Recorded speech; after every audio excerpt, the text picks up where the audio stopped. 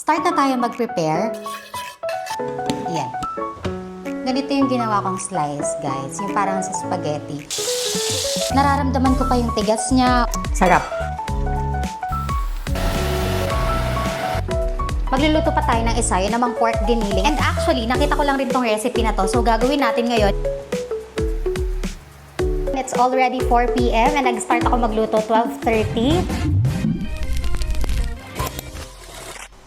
Hi guys! It's Miss Jai and welcome back sa aking YouTube channel. This is actually my first official vlog and I am hoping na magtuloy-tuloy na to. Today's video is something I really need kasi magba-back to class season na ulit and ayokong mapagod kakaisip kung ano yung uulamin ko for the whole week kasi syempre may pasok ako, magme-make ako ng content and all that. So I decided na mag-meal prep ulit. Nandito na lahat ng mga kailangan kong lutuin tapos kahapon, ito yung nilista ko, yung pagkakasunod-sunod para hindi ako malito and meron nga ako ritong beef giniling, pork giniling, yung pork chop, tapos itong chicken and yung pork kasim naman. Start na tayo mag-prepare. Una kong gagawin, ibababad ko muna tong chicken kasi ang gagawin ko naman dito ay yung inasal.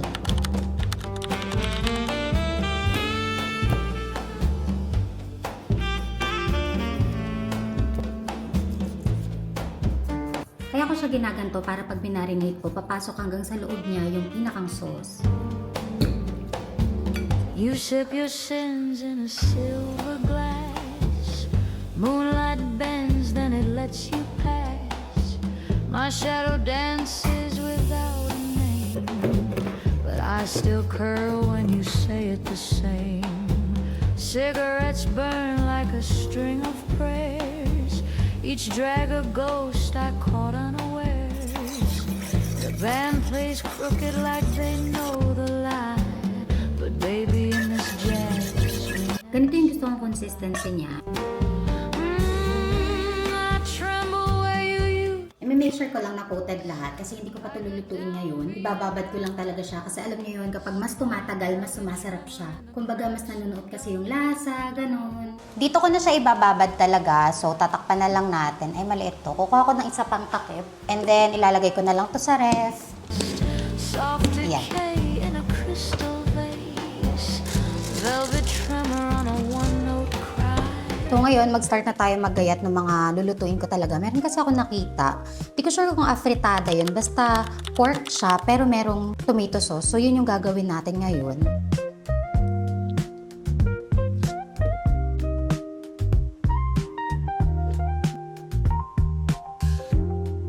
Ganito yung ginawa kong slice, guys. Yung parang sa spaghetti. Para mukha siyang malaki, mukha siyang mahaba. Also here.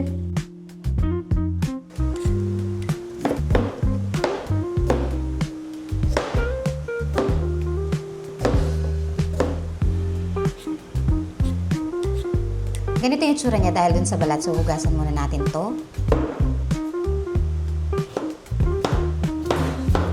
Di ko na sa inyo napakita yung lahat ng paggagayat ko, pero mag-start na tayo ngayon magluto. Unahin nga natin yung pork afritada or basta kung ano man yung kalalabasan niya.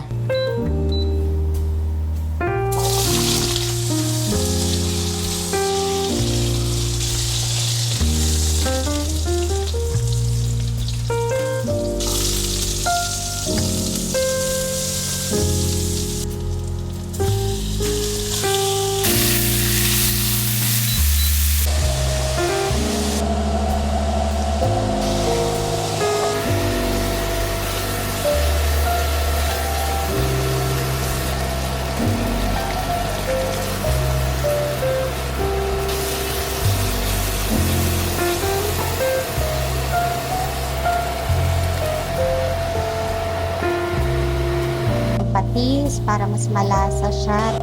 Itong pork cubes. Bali, hintayin lang natin yan siguro ng mga 20 to 25 minutes para kumulo siya. Kasi kapag ka nagluluto ako ng pork, ayoko talaga nung nararamdaman ko pa yung tigas niya. Para siyang rubber kapag kinagat. Mas gusto ko yung kapag kinagat ko talagang matutunaw siya agad sa bibig ko, ganun. And after almost 25 minutes, tingnan na natin siya. Medyo malambot naman na. Sama na natin.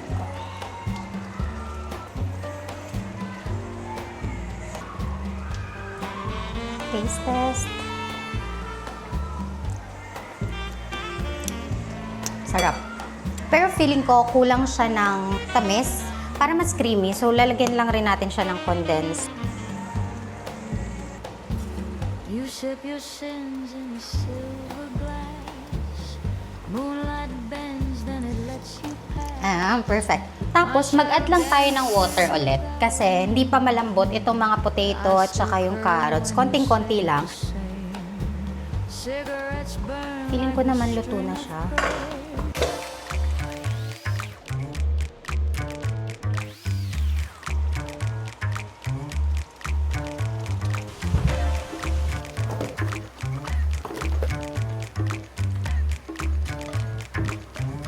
Bale ito, hindi ko pa siya pwedeng ilagay sa ref kasi hindi pa siya sobrang lamig talaga. Meron kasi ako mga nabasa na dapat sobrang lamig niya bago ilagay sa ref para hindi siya mapanis agad-agad. And since nakatapos na tayo ng isa, well, dalawa na kasi nag-marinate na tayo ng chicken kanina. Magluluto pa tayo ng isa, yun namang pork giniling. And uunahin na natin yun kasi medyo nagba-brown na yung aking mga patatas dito kasi ang tagal na niya. Pero hugasan muna natin to. Ganito yung mahirap kapag saucy yung niluluto mo. Sobrang daming talsik.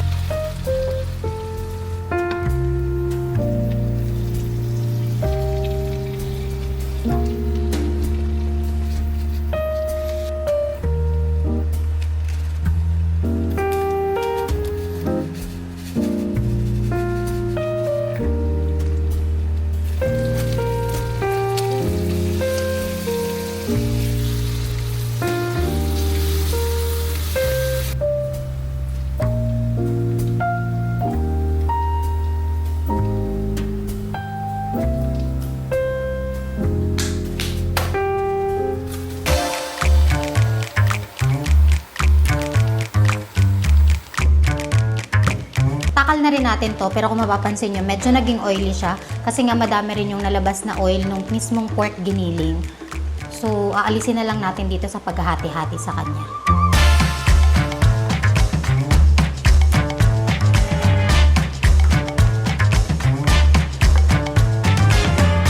Grabe, tingnan nyo kung gano'n siya ka-oily. Ayan, ang dami pang oil na natira. Tapos ito, sayang.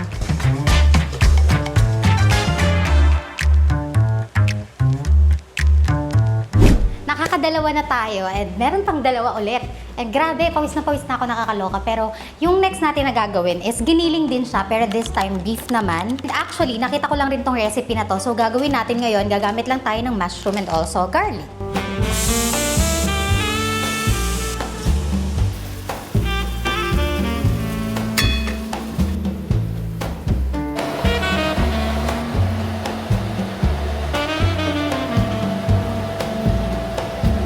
You sip your sins in a silver glass. Moonlight bends, then it lets you pass. My shadow dances without a name, but I still curl when you shake the stone. Cigarettes burn like a string of prayers. Each drag a ghost I call unawares. The band plays crooked like they know the line. Baby, in this jazz, we never say goodbye. I tremble where you used to kiss, like a downbeat wrapped in mist. Velvet tremor in the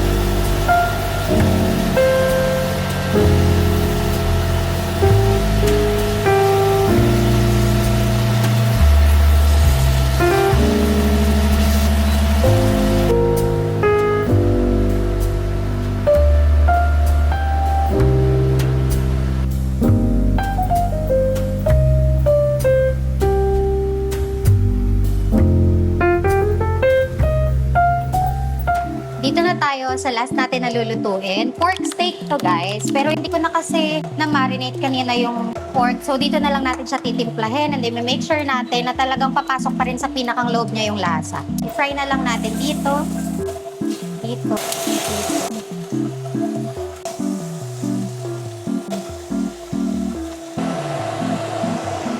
Habang pina-fry natin to, magre-ready na tayo ng pang-sauce niya. Pag-mimixin ko na rito, toyo. Madami.